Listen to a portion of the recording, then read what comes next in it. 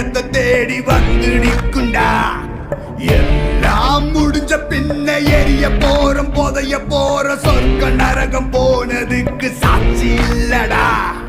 இந்த நொடி இருக்க வாழ்ந்துக்கோ, நேரம் நல்லா இருந்த வாழ்ச்சிக்கோ.